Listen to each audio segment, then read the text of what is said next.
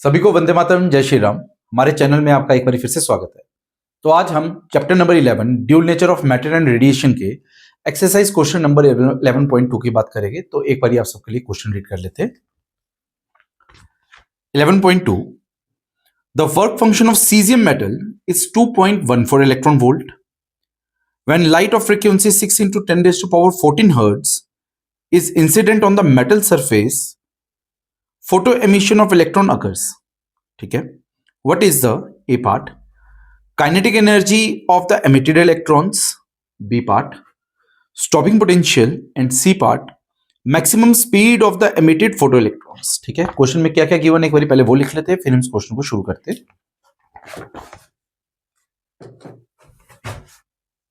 11.2 ठीक है, आपको वर्क फंक्शन गिवन है, फाई नॉट से रिप्रेजेंट किया जाता है नॉर्मली इसको 2.14 इलेक्ट्रॉन वोल्ट। ठीक है, और आपको इनपुट फ्रीक्वेंसी गिवन है nu is equal to 6 into 10⁻14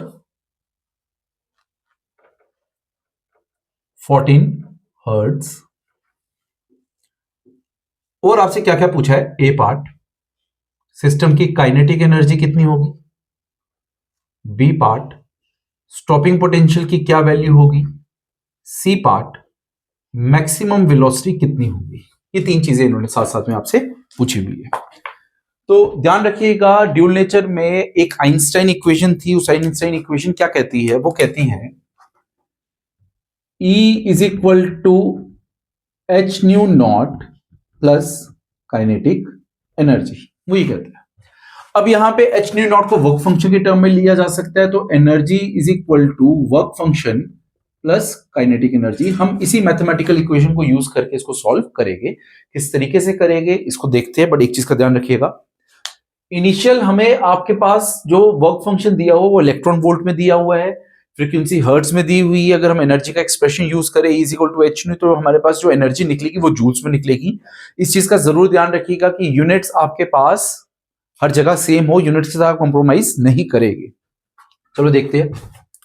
सबसे पहला पार्ट क्या करेंगे हम, यहाँ पे जो आपके पास वर्क फंक्शन दिया हुआ है उस वर्क फंक्शन की एनर्जी कितनी है पहले वो निकाल के देखते हैं। एक चीज का और ध्यान रखिएगा, ड्यूल नेचर में फोटो इलेक्ट्रिक इमिशन तभी काम करेगा अगर इनपुट एनर्जी वर्क फंक्शन से ज्यादा हो। एनी हो, अगर आपके पास इनपुट एनर्जी वर्क फंक्शन से ज्यादा नहीं होती तो फोटो एमिशन नहीं होगी। बट जैसा क्वेश्चन गिवन है यहां पे होनी चाहिए। चलो तो देख लेते हैं। Phi not is equal to 2.14 electron volt. अब इस इलेक्ट्रॉन वोल्ट को अगर जूल्स में कन्वर्ट करना है तो क्या तरीका क्या है, phi not is equal to 2.14 into 1.6 into 10⁻⁻19 electron का जो चार्ज है उससे मल्टीप्लाई करते हैं। अब यूनिट क्या बन जाएगा इसका, जूल्स। ठीक है, तो थोड़ा सा सॉल्व कर लेते हैं। Phi not is equal to 214 into 16 into 10⁻⁻22। ठीक है, ये जो पॉइंट्स थे मैंने ऊपर लिख दिए। इसको जब आपस में आप मल्टीप्लाई करोगे तो इसका रिजल्ट 3424 into 10⁻⁻22 आएगा। तो phi not is equal to 3.424 into 10⁻⁻19। तो अप्रोक्सीमेटली अगर हम इसको 2 डिजिट तक कंसीडर करें तो 3.42 into 10⁻⁻19 जूल, ये हमारे पास फाई नॉट की वैल्यू आती है। सिमिलरली हम जो इनपुट फ्रीक्वेंसी है उसके कारण क्या एनर्जी है वो भी निकाल लेते हैं। E is equal to h nu, कितना E है ये निकालना है हमने। E is equal to h की क्या वैल्यू है आपके पास, वो याद रखनी होती है 6.6 into 10⁻⁻34। न्यू की क्या वैल्यू गिवन है आपको, 6 into 10⁻14। थोड़ा सा इसको सॉल्व करो। E is equal to 39.6 into 10⁻⁻20 joule. तो अगर पॉइंट अगर हम कंसीडर करें E is equal to 3.96 into 10⁻⁻19 joule. आप देखिएगा जो इनपुट एनर्जी है उसका मैग्नीट्यूड वर्क फंक्शन से ज्यादा है, इसका मतलब फोटो इलेक्ट्रिक एमिशन होगी। अगर ज्यादा है, जो भी एनर्जी डिफरेंस है, that energy difference is kinetic energy. हम आगे कंटिन्यू करते हैं इसको। अब आपके पास E is equal to phi not plus kinetic energy है, तो काइनेटिक एनर्जी किसके बराबर होने वाली है? E minus phi not. E की वैल्यू आपके पास जूल्स की टर्म में है, फाई नॉट की वैल्यू भी आपके पास जूल्स की टर्म में है, तो kinetic energy is equal to E की क्या वैल्यू है? 3.96, 3.96 into 10 raise to power minus 19 minus 3.42, 3.42 into 10 raise to power minus 19 joule. तो काइनेटिक एनर्जी की क्या वैल्यू आ जाएगी? तो पावर में दोनों चीजें सेम है, माइनस कर लो सिंपली। 0.96 माइनस 0.42 कितना बन गया? 0.54 into 10 raise to power minus 19 joule. ये आपके पास काइनेटिक एनर्जी का रिजल्ट रहा। तो इसी चीज को अगर थोड़ा सा और अच्छे से लिखना हो तो 5.4 into 10 raise to power minus multiply by 10 divide by 20, ये रिजल्ट बन जाएगा इसका जूल्स की टर्म में। ठीक है, अब ध्यान रखिएगा, अगर ऐसा क्वेश्चन मल्टीपल चॉइस क्वेश्चन में आता है, अगर वहां पे जूल्स में ना पूछ के इलेक्ट्रॉन वोल्ट में अगर आपके पास ऑप्शंस हो, तो इसी एनर्जी को इलेक्ट्रॉन वोल्ट में कन्वर्ट करने के लिए 1.6 इंटू 10 रेज़ टू माइनस 19 से डिवाइड करना है, आपको इलेक्ट्रॉन वोल्ट में रिजल्ट मिल जाएगा।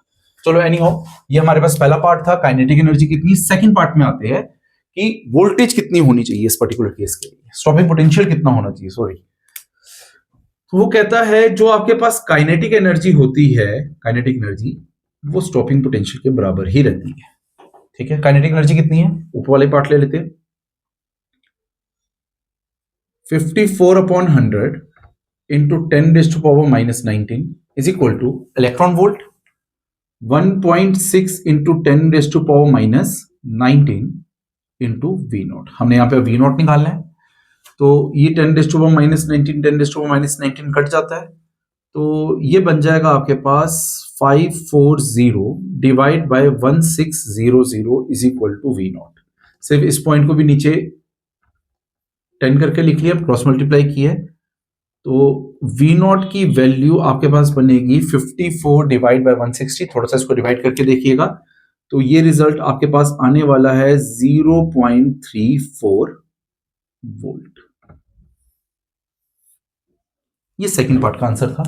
ठीक है, अब थर्ड पूछ रहा है कि काइनेटिक एनर्जी तो आपको इतनी गिवन है, अब इस काइनेटिक एनर्जी के लिए स्पीड कितनी होनी चाहिए उस इलेक्ट्रॉन की, उसके बारे में बात करते हैं। सी पार्ट वो कहता है कि जो काइनेटिक एनर्जी है that is equal to 1/2 m v square, यही है। तो काइनेटिक एनर्जी कितनी है? 0.54 into 10 raise to minus 19 joule. तो इसको मैं इस तरीके से लिख रहा हूं, 54/100 into 10 raise to minus 19 is equal to 1/2 into mass m v square. कोई प्रॉब्लम नहीं होनी चाहिए। तो अगर इसी को लिखना हो तो 54 into 10 raise to minus 21 is equal to 1/2 into 9.1 into 10 raise to power minus 31, ये रहेगा इंटू वी स्क्वायर। ये रिजल्ट बन जाएगा आपके पास। तो अब इसको इससे मल्टीप्लाई कर लेते हैं, 108, ये वाला पार्ट पूरा कट जाएगा इससे, ये -10 रह जाएगा यहां पे, divide by 9.1 into 10 raise to power 10 is equal to v square. इस कैलकुलेशन को देखिएगा क्या किया है, ये 2 से मल्टीप्लाई करते हैं, 9.1 को इससे डिवाइड करते हैं, बाकी जो चीजें कट रही थी उसको काटती है, तो हमारे पास रिजल्ट बन जाता है कि v square is equal to 108 divide by 9.1 into 10 raise to power 10 metre पर सेकेंड। अभी यूनिट में लिखते हैं, v स्क्वायर है वहां पे, तो रूट ले लेते हैं इसका। तो v is equal to under root of 108 divide by 9.1 into 10 raise to power 10। क्या क्या चीजें कॉमन निकाल लो, v is equal to 10 raise to power 5 तो बाहर आ गया, under root of 108 divide by 9.1 metre पर second, that is the speed. थोड़ा सा इसको सॉल्व कैसे करना है मैं बताता हूँ। 108 डिवाइड बाय 9 कितना रहता है? अप्रोक्सीमेटली 12, एक्जैक्टली 12 रहता है। यहाँ पे 9.1 है, तो मैं इसी चीज को क्या ऐसे लिख सकता हूँ, v is equal to 10 raise to power 5 under root of 11.9 approximately, calculator में करके देख लीजिएगा, कुछ इसी के आसपास आएगा, नहीं तो 11.8788 कुछ इस तरीके से होगा इसका। अब 3 का स्क्वायर 9, ठीक है, इसका मतलब ये 3 के रूट में आने वाला है। इसको जब आप सॉल्व करोगे तो v इज इक्वल टू 3.44 या फिर 45 या फिर 3.5 इंटू 10⁵ मीटर पर सेकेंड। सॉल्व करो इसको, v is equal to 344/100 into 10⁵, v is equal to 344 into 10⁻³ metre पर सेकेंड, और इसी को आप v is equal to 344 kilometre पर सेकेंड की टर्म में भी लिख सकते हो। तो ये हमारे पास इसका थर्ड पार्ट का रिजल्ट है।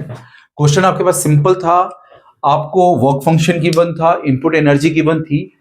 इस इक्वेशन की टर्म्स में आपको दो चीजें गिवन है, काइनेटिक एनर्जी आपने निकाल ली। जब आप काइनेटिक एनर्जी आपको मिल जाती है तो आप स्टॉपिंग पोटेंशियल भी निकाल सकते हो, और काइनेटिक एनर्जी आपको पता है तो अकॉर्डिंगली आप स्पीड में निकाल सकते हो। तो एग्जाम पॉइंट ऑफ व्यू से ये क्वेश्चन अच्छा है। एग्जाम में इस पैटर्न में क्वेश्चन देखे भी जाते हैं ड्यूल नेचर के कि 3 पार्ट होते हैं, ABC तीनों निकालो, या फिर केस स्टडी में भी ऐसा क्वेश्चन हो सकता है विद मल्टीपल चॉइस। ये 3 पार्ट, मल्टीपल चॉइस, एक चौथा पार्ट और भी हो सकता है। तो ये हमारे पास क्वेश्चन नंबर 11.2 था। तो नेक्स्ट वीडियो में हम क्वेश्चन नंबर 11.3 की बात करेंगे। तब तक के लिए सबको वंदे मातरम, जय श्री राम।